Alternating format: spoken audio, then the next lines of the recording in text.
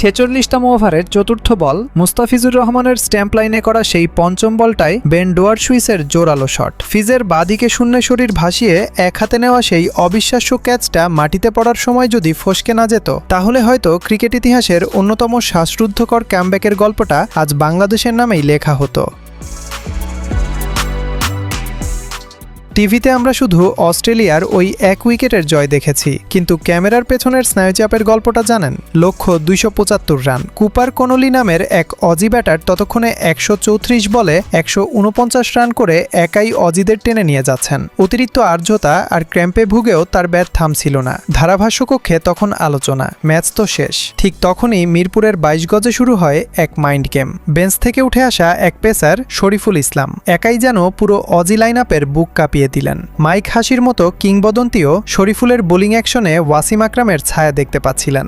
৪৫তম over, দ্বিতীয় বলে Oliver পিককে ফেরালেন Shariful. Substitute fielder রিশাদের হাতে ক্যাচ। ঠিক পরের বলেই ০ রানে বার্টলেটকে ফিরিয়ে শরীফুলের সেই আইকনিক সেজদা উদযাপন। হ্যাট্রিক বলে ডোয়ারশুইসের অফ স্ট্যাম্প মিস হলো মাত্র কয়েক ইঞ্চির জন্য। গ্যালারিতে তখন হার্টবিট ডাবল।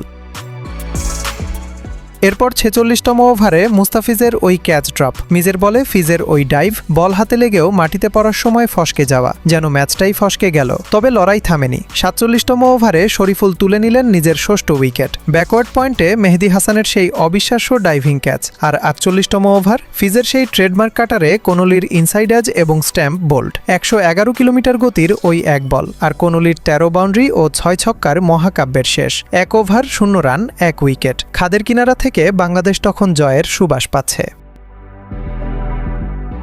কিন্তু ভাগ্য হয়তো সেদিন আমাদের ছিল না। ৪৭তম ওভারেই তানজিদ যদি জ্যাম্পার ক্যাচটা সেকেন্ড স্লিপে ডানে ঝাঁপিয়ে না ছাড়তেন, শরীফুলের ৭ উইকেট আর বাংলাদেশের জয় দুটোই লেখা হয়ে যেত। ৪৯তম ওভারে তাসকিনের হাতে বল, ৬ বলে দরকার ৩ রান। স্লো ওভার রেটের কারণে পেনাল্টি হিসেবে সার্কেলের ভেতর একজন ফিল্ডার বেশি। তাসকিনের ওয়াইডিশ ফুলার লেন্থের বলে জ্যাম্পার সেই কভার ড্রাইভ, ডাইভিং ফিল্ডারকে ফাঁকি দিয়ে বাউন্ডারি, নিস্তব্ধ মিরপুর। অজিদের সেই সাইলেন্ট সেলিব্রেশন।